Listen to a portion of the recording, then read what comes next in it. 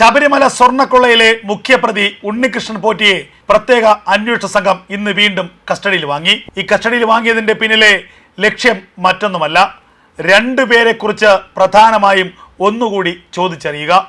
രണ്ടുപേരുടെ സ്വർണ്ണക്കൊള്ളയുടെ പങ്കിനെ കുറിച്ചുള്ള ഉണ്ണികൃഷ്ണൻ പോറ്റിയുടെ അറിവുകൾ കൃത്യമായി ഊറ്റിയെടുക്കുക.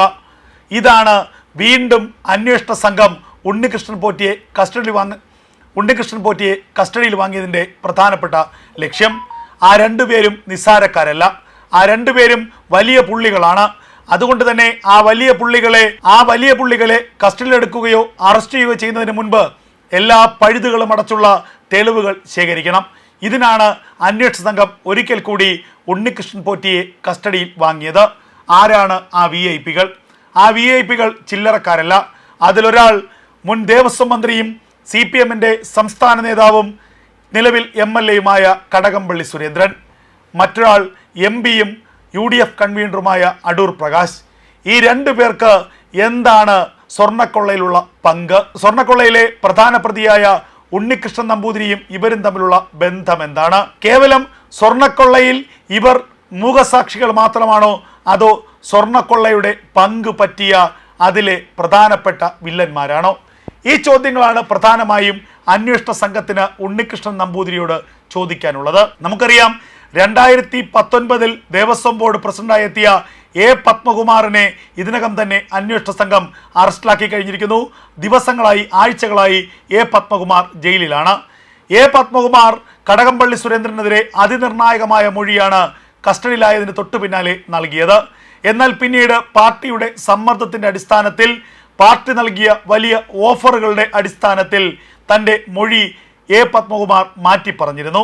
അതായത് കടകംപള്ളിയും ഉണ്ണികൃഷ്ണൻ നമ്പൂതിരിയും തമ്മിലുള്ള ബന്ധത്തെക്കുറിച്ച് പിന്നീട് ഒന്നും ഉരിയാടാതെ എല്ലാം വിഴുങ്ങുകയാണ് A. പത്മകുമാർ ചെയ്തത്. എന്നാൽ ആദ്യം പത്മകുമാർ നൽകിയ മൊഴി തന്നെയാണ് ഇപ്പോഴും അന്വേഷണ സംഘം പ്രധാനമായി വിശ്വസിക്കുന്നത്. ഇനി അക്കാര്യത്തിൽ സ്ഥിരീകരണം ഉണ്ടാകണമെങ്കിൽ ഉണ്ണികൃഷ്ണൻ പോറ്റിയിൽ നിന്ന് കൃത്യമായ മൊഴിയെടുക്കണം. ഉണ്ണികൃഷ്ണൻ പോറ്റിയെ 2019 മുമ്പ് തന്നെ കടകംപള്ളി സുരേന്ദ്രന് അറിയാമായിരുന്നു എന്നതിന്റെ തെളിവുകൾ അന്വേഷണ സംഘത്തിന് ലഭിച്ചിരുന്നു. താൻ ദേവസ്വം ബോർഡ് പ്രസിഡന്റ് ആകുന്നതിന് മുൻപ് തന്നെ കടകംപള്ളി സുരേന്ദ്രനും ഉണ്ണികൃഷ്ണൻ പോറ്റിയും തമ്മിൽ ബന്ധമുണ്ടായിരുന്നു എന്നാണ് A. പത്മകുമാർ ആദ്യം നൽകിയ മൊഴി. പലപ്പോഴും ഉണ്ണികൃഷ്ണൻ നമ്പൂതിരിയും കടകംപള്ളി സുരേന്ദ്രനുമായി പലയിടങ്ങളിൽ വെച്ച് കൂടിക്കാഴ്ചകൾ നടന്നിട്ടുണ്ട്. കടകംപള്ളിയുടെ ഓഫീസിൽ വെച്ച്, ദേവസ്വം ആസ്ഥാനത്ത് വെച്ച്, പുറത്തൊക്കെ വെച്ച് ഇരുവരും തമ്മിൽ കൂടിക്കാഴ്ചകൾ നടന്നിരുന്നു. കടകംപള്ളി സുരേന്ദ്രന്റെ മണ്ഡലത്തിൽ, അതായത് കഴക്കൂട്ടം നിയോജക മണ്ഡലത്തിൽ ഉണ്ണികൃഷ്ണൻ പോറ്റി സ്പോൺസറായി നിരവധി വീടുകൾ പാവപ്പെട്ടവർക്ക് വച്ച് നൽകിയിട്ടുമുണ്ട്. അത്തരത്തിൽ നോക്കുകയാണെങ്കിൽ മറ്റാരേക്കാളും ഉണ്ണികൃഷ്ണൻ പോറ്റിക്ക് ബന്ധമുള്ള ഒരു രാഷ്ട്രീയ നേതാവ് അത് കടകംപള്ളി സുരേന്ദ്രൻ തന്നെയാണ്. ഈ കടകംപള്ളി സുരേന്ദ്രനുമായി എന്തൊക്കെ സാമ്പത്തിക ഇടപാടുകളാണ് ഉണ്ണികൃഷ്ണൻ പോറ്റിക്ക് ഉണ്ടായിട്ടുള്ളത്? ഇതാണ് അന്വേഷണ സംഘം പരിശോധിക്കുന്നത്. കടകംപള്ളിയുടെ കഴക്കൂട്ടം മണ്ഡലത്തിൽ സൗജന്യമായി വീടുകൾ വെച്ച് നൽകാൻ തക്ക എന്ത് നേട്ടമാണ് കടകംപള്ളി സുരേന്ദ്രൻ ഉണ്ണികൃഷ്ണൻ പോറ്റിക്ക് നൽകിയിട്ടുള്ളത്? അപ്പോൾ കാര്യങ്ങൾ ഏറെക്കുറെ തെളിഞ്ഞു വരികയാണ്. ശബരിമലയിലെ സ്വർണ്ണക്കൊള്ളയ്ക്ക് ഒത്താശ ചെയ്തതിൻ്റെ പിന്നിലെ പ്രധാനി അത് കടകംപള്ളി സുരേന്ദ്രനാണെന്ന് ഉറപ്പായിരിക്കുന്നു. ഏറെക്കുറെ അന്വേഷണ സംഘവും ആ ഒരു നിഗമനത്തിലേക്ക് തന്നെയാണ് എത്തുന്നത്. ഇനി അതിൻ്റെ തെളിവുകൾ പൂർണ്ണമായും ശേഖരിക്കുക എന്നുള്ളതാണ് അന്വേഷണ സംഘത്തിന് മുന്നിലുള്ള പ്രധാനപ്പെട്ട വെല്ലുവിളി. അതിന് ഉണ്ണികൃഷ്ണൻ പോറ്റി വാ തുറന്ന് ചില കാര്യങ്ങൾ പറയണം. ഇതുകൂടാതെ താൻ ദൈവതുല്യനായി കാണുന്ന വ്യക്തിയെന്ന് A. പത്മകുമാർ പറഞ്ഞത് ആരെയാണ്? അതൊരിക്കലും കടകംപള്ളി സുരേന്ദ്രനോ അല്ലെങ്കിൽ ക്ഷേത്രം തന്ത്രിയോ ആയിരിക്കില്ല എന്നുള്ളത് അരിയാഹാര കരിക്കുന്ന ആർക്കും അറിയാം. A. പത്മകുമാറിൻ്റെ ഏറ്റവും വിശ്വസ്തനും A. പത്മകുമാർ ദൈവതുല്യം കാണുന്നതുമായിട്ടുള്ള ഒരു വ്യക്തിയുണ്ട്. അത് കേരളത്തിൻ്റെ മുഖ്യമന്ത്രിയാണ്. അപ്പോൾ കടകംപള്ളി സുരേന്ദ്രന് ഈ സ്വർണ്ണക്കൊള്ളയിൽ പങ്കുണ്ടെങ്കിൽ അതിൻ്റെ കൈകൾ ചെന്നെത്തുക ക്ലിഫ് ഹൗസിലേക്കായിരിക്കും, അത് ചെന്നെത്തുക മുഖ്യമന്ത്രിയുടെ ഓഫീസിലേക്കായിരിക്കും. അപ്പോൾ ഈ കേസിലെ ഏറ്റവും നിർണായകമായ വഴിത്തിരിവുകളാണ് ഇനി നടക്കാൻ പോകുന്നത്. കടകംപള്ളി സുരേന്ദ്രനെ അധികം വൈകാതെ അന്വേഷണ സംഘം ഒരിക്കൽ കൂടി ചോദ്യം ചെയ്യുന്നത് തന്നെയാണ് കരുതപ്പെടുന്നത്. കഴിഞ്ഞ ശനിയാഴ്ച അതീവ രഹസ്യമായി കടകംപള്ളി സുരേന്ദ്രനെ അന്വേഷണ സംഘം ചോദ്യം ചെയ്തിരുന്നു. ചോദ്യം ചെയ്ത് വിട്ടയക്കുകയായിരുന്നു. 3 മണിക്കൂർ നീണ്ട ചോദ്യം ചെയ്യലിൽ 100ഓളം ചോദ്യങ്ങളാണ് കടകംപള്ളി സുരേന്ദ്രന് മുന്നിൽ അന്വേഷണ സംഘം നിരത്തിയത്. അന്വേഷണ സംഘത്തിന്റെ ചോദ്യം ചെയ്യലിൽ കടകംപള്ളി സുരേന്ദ്രൻ വിയർത്തു കുളിച്ചു എന്നാണ് പുറത്തുവരുന്ന വാർത്തകൾ. ഒരു ഘട്ടത്തിൽ അന്വേഷണ സംഘത്തിന്റെ ചോദ്യം ചെയ്യലുകൾക്ക് മറുപടി നൽകാൻ കഴിയാതെ കടകംപള്ളി വിയർത്തു എന്നുള്ള സൂചനകളും പുറത്തു വരുന്നുണ്ട്. എന്നിട്ട് എന്തുകൊണ്ട് കടകംപള്ളിയെ അന്വേഷണ സംഘം കസ്റ്റഡിയിൽ എടുക്കുകയോ അറസ്റ്റ് ചെയ്യുകയോ ചെയ്തില്ല? ഈ ചോദ്യത്തിന് ഒരു ഉത്തരമാണുള്ളത്.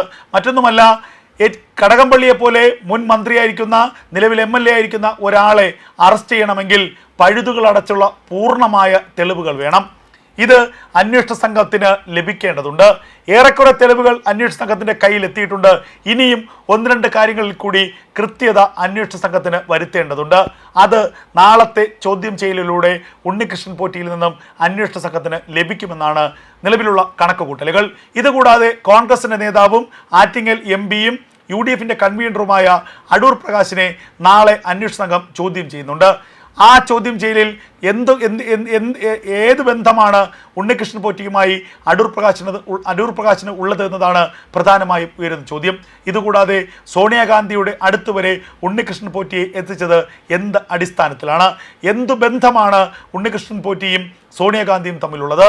നേരത്തെ നമുക്കറിയാം, സോണിയാഗാന്ധിയുടെ കുടുംബത്തിനെതിരെ, സോണിയാഗാന്ധിയുടെ സഹോദരിക്കെതിരെ അന്താരാഷ്ട്ര വിഗ്രഹകടത്തിന്റെ ചില ആരോപണങ്ങൾ സുബ്രഹ്മണ്യൻ സ്വാമി ഉന്നയിച്ചിരുന്നു. ഇറ്റലിയിൽ 2 നഗരങ്ങളിൽ വലിയ പ്രാചീന ഉൽപ്പന്നങ്ങളുടെ ശേഖരം വിൽക്കുന്ന 2 കടകൾ സോണിയാഗാന്ധിയുടെ സഹോദരിക്ക് സ്വന്തമായി ഉണ്ടെന്നായിരുന്നു സുബ്രഹ്മണ്യം സ്വാമി ഉന്നയിച്ച പ്രധാനപ്പെട്ട ആരോപണം.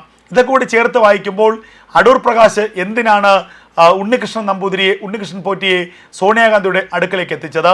എന്ത് ബന്ധമാണ് ഇവർ തമ്മിലുള്ളത്? അന്ന് അടൂർ പ്രകാശ് പറഞ്ഞത് തനിക്ക് ഉണ്ണികൃഷ്ണൻ പോറ്റിയെ നേരത്തെ അറിയില്ലായിരുന്നു. ആ വേദിയിൽ വെച്ചാണ്, സോണിയാഗാന്ധിയുടെ ആ വേദിയിൽ വെച്ചാണ് താൻ ഉണ്ണികൃഷ്ണൻ നമ്പൂതിരിയെ പരിചയപ്പെടുന്നത് എന്നാണ്. എന്തായാലും ഇടതു വലത് മുന്നണികളിലെ 2 പ്രധാനപ്പെട്ട നേതാക്കന്മാരുടെ ഭാവി നിശ്ചയിക്കുന്നത് ഉണ്ണികൃഷ്ണൻ പോറ്റിയുടെ അടുത്ത ദിവസത്തെ മൊഴി തന്നെയായിരിക്കും. പ്രത്യേക അന്വേഷണ സംഘത്തിന് ഉണ്ണികൃഷ്ണൻ പോറ്റി നൽകുന്ന മൊഴിയായിരിക്കും ഇരുവരുടെയും കാര്യത്തിൽ ഏറെ നിർണായകമായി മാറാൻ പോകുന്നത്. എന്തായാലും കടകംപള്ളി സുരേന്ദ്രന്റെ അറസ്റ്റ് ഉണ്ടാകുമെന്ന് തന്നെയാണ് ഇപ്പോൾ ഉറപ്പിക്കേണ്ടത്. കടകംപള്ളിയുടെ അറസ്റ്റ് ഒഴിവാക്കി ഈ അന്വേഷണ സംഘത്തിന് മുന്നോട്ട് പോകാൻ കഴിയില്ല. ഏറ്റവും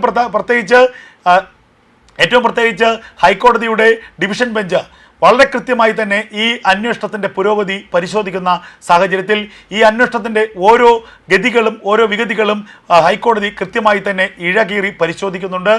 എന്തുകൊണ്ടാണ് ഉന്നതന്മാരിലേക്ക് അന്വേഷണം എത്താത്തത് എന്ന് പലതവണ ഹൈക്കോടതി ചോദിക്കുന്ന സാഹചര്യമുണ്ടായി. കടകംപള്ളിയെ പോലെ ഒരാളിലേക്ക് അന്വേഷണം എത്തുന്ന ഘട്ടങ്ങളിലൊക്കെ തന്നെ അന്വേഷണ സംഘത്തിന് മേൽ വലിയ സമ്മർദ്ദമുണ്ടാകുന്നു എന്ന് കോടതിക്ക് സംശയമുണ്ട്. അന്വേഷണ സംഘത്തിൻ്റെ കൈകാലുകൾ ബന്ധിച്ചിരിക്കുന്നു എന്നുള്ള സംശയവും കോടതിക്കുണ്ട്. ഇത് മനസ്സിലാക്കിക്കൊണ്ടാണ് കഴിഞ്ഞ ദിവസങ്ങളിൽ വളരെ വിവാദമായിട്ടുള്ള ചില പ്രതികരണങ്ങൾ ഹൈക്കോടതി നടത്തിയത്. ഇതുകൂടി നിലനിൽക്കുന്ന സാഹചര്യത്തിൽ കടകംപള്ളിയുടെ അറസ്റ്റ് ഒഴിവാക്കിക്കൊണ്ടുള്ള ഒരു മുന്നോട്ട് പോക്ക് അന്വേഷണ സംഘത്തിനും സാധ്യമാകില്ല. എന്തായാലും സെൻട്രൽ ജയിലിലേക്ക് ഒരു പ്രധാനപ്പെട്ട മുൻ മന്ത്രി കൂടി എത്തുന്നു. അയ്യപ്പൻ്റെ സ്വർണം മോഷ്ടിച്ച കേസിൽ കടകംപള്ളി സുരേന്ദ്രൻ എന്ന കഴക്കൂട്ടത്തിൻ്റെ ഇപ്പോഴത്തെ MLA അറസ്റ്റിലാകുന്ന സാഹചര്യത്തിലേക്കാണ് ഇപ്പോൾ കാര്യങ്ങൾ മുന്നോട്ട് പോകുന്നത്.